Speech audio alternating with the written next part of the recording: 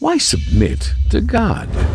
Give me a suitable fulcrum, and I will give you a bar to lift the planet Earth. These are Einstein's words. Does this apply to physics only, or does it also apply to thoughts, morality, and concepts? Does the human mind need a central starting point, and then it moves to the right or to the left, or rather in the right or the wrong direction? Or is it better to leave everything to be relatively determined in different times and places?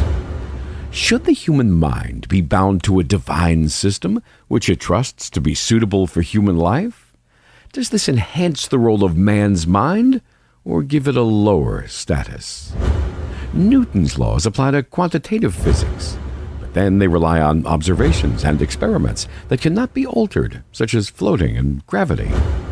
To use the human mind in building spaceships and websites is fine, but to use it for reinventing the wheel and rediscovering fire is ridiculous and absurd. The human mind faced a great battle to arrive at a set of rules that operate to improve human life.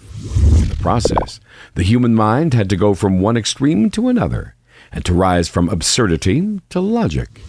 However, at no stage was the human mind absolutely right. When you do not have a point of reference, you cannot be completely certain. History proceeds like sea waves.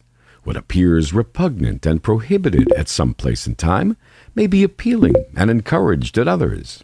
There may be a difference of only a short distance between one place and another, or a few years between one time and another. Every community considers its law to be the best and most appropriate. Only a few decades ago, black people were not allowed to use the same seats that the white people used in public transport in the United States. To use public toilets or water taps by a black person was a punishable offense and seen as repugnant by the great majority of white people. To advocate full equality between whites and blacks was to them sheer idiocy. Laws change with time and place. Without a clear standard of reference, how are we to distinguish right from wrong? At one stage, the Germans upheld Nietzsche's theory that the extermination of the lower races is acceptable in order to give a better chance for the higher races to survive and prosper.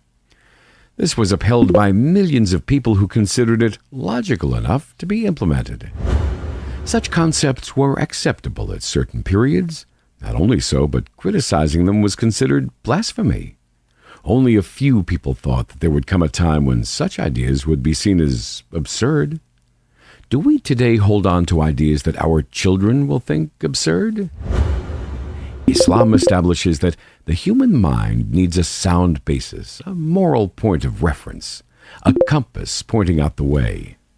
People have millions of compasses. Indeed, everyone has his or her own moral indicator. Wherefrom can we have a primary indicator? And if we find one, how do we know it's the right one? Descartes stated the principle, "I think, therefore I am," which is known as methodological skepticism. His disciples doubted everything, including their minds and their own existence. They should not be blamed, because when there is no central point of reference, how can we be absolutely sure? Islam establishes a complete way of life, based on a sound concept of life and the universe. It's a comprehensive and permanent concept because it's established by God, the creator of man, the universe, and all that exists. Some people today may object to the Islamic way of life, and some may ridicule it as unsuitable for our modern time. This is just as the white masters would have laughed when they were told that the only criterion that distinguishes people is their fear of God. They would have said, "You must be kidding. Is it not a backward religion that equates a monkey climbing a tree and a white Anglo-Saxon person?" They would have said that such a religion was unsuitable for their time. Likewise, the priests who wondered in 520 whether women were animals, Satans, or merely inferior humans would have laughed if they knew that Islam establishes the principle of complete equality of men and women. they would have said that it was a religion that did not suit their age. Should we ask which Islamic principle you find unsuited for your own age?